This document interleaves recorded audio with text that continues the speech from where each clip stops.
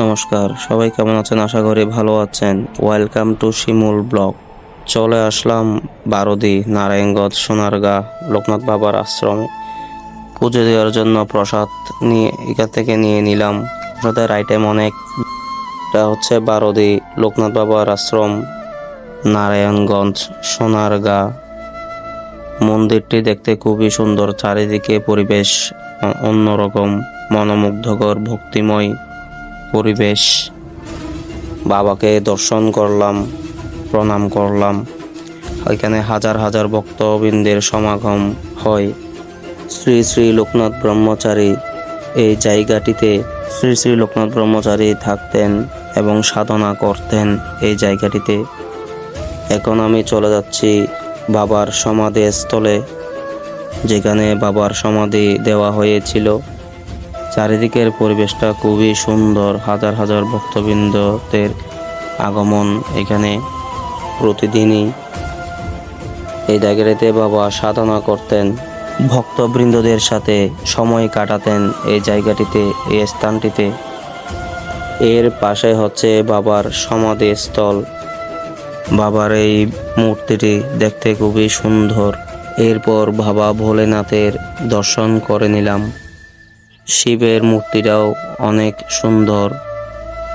এই পুকুরটিতে সব ভক্তবৃন্দরা স্নান করে বাবার মন্দির দর্শন করেন।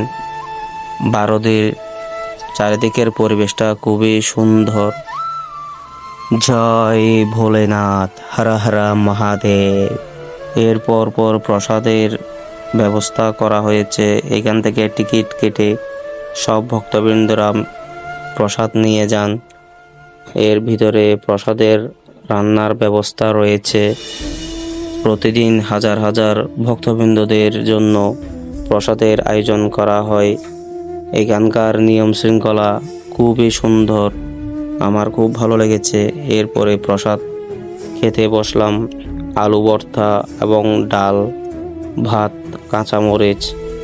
প্রসাদটি দেখতে খুবই ভক্তিময় এবং খেতে খুবই সুস্বাদু। আমরা সবাই মিলে খেতে বসলাম।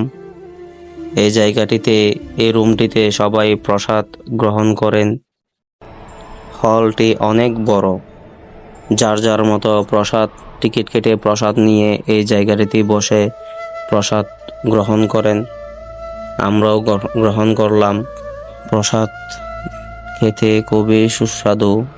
যদি এখানে আপনারা ভক্তি নিয়ে আসেন, প্রসাদ অল্প গ্রহণ করলে আপনার পেট ভরে। এরপর নতুন মন্দির, শ্রী শ্রী দুর্গা মন্দির দর্শন করলাম বারোদিতে। এরপর প্রসাদ গ্রহণ করার পর নতুন মন্দির তৈরি হয়েছে, শ্রী শ্রী দুর্গা মন্দির। মন্দিরটি ডেকোরেশন খুবই সুন্দর, চারিদিকে সুন্দর নিখুঁতভাবে কাজ করা হয়েছে এবং মায়ের প্রতিমাটি দেখতে খুব মায়াবী, ভক্তিময় চেহারা। এরকম প্রতিমা সত্যি বলতে আমি আর কোনোদিনও দেখি নাই। প্রতিমাটি হচ্ছে একদম পাথরের। যে কারিগররা কাজ করেছেন তাদেরকে অনেক অনেক ধন্যবাদ। এখানে হাজার হাজার ভক্তবৃন্দরা মানত করে কবুতর ছেড়ে দেন। এই কবুতরগুলো এখানে থেকে যায়। এরপর সন্ধ্যা হয়ে গেছিল। সন্ধ্যা আরতি দেওয়া হচ্ছে বাবার মন্দিরে।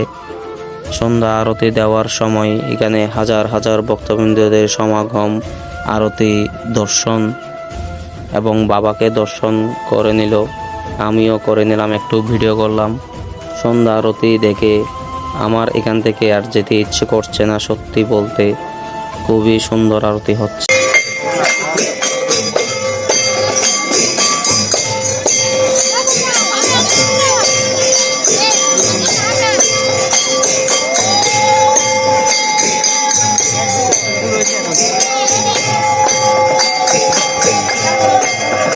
এখানকার আরতি দেখে, সন্ধ্যা আরতি দেখে আমার খুব ভালো লাগলো। খুবই সুন্দর আরতি দিচ্ছেন ব্রাহ্মণ। এখানকার কমিটির ভক্তবৃন্দরা মৃদঙ্গ, জুরি, কাঁসা নিয়ে আরতি করছেন। সবাই ভালো থাকবেন, সুস্থ থাকবেন। সবাইকে জানাই নমস্কার। Thanks for watching my video.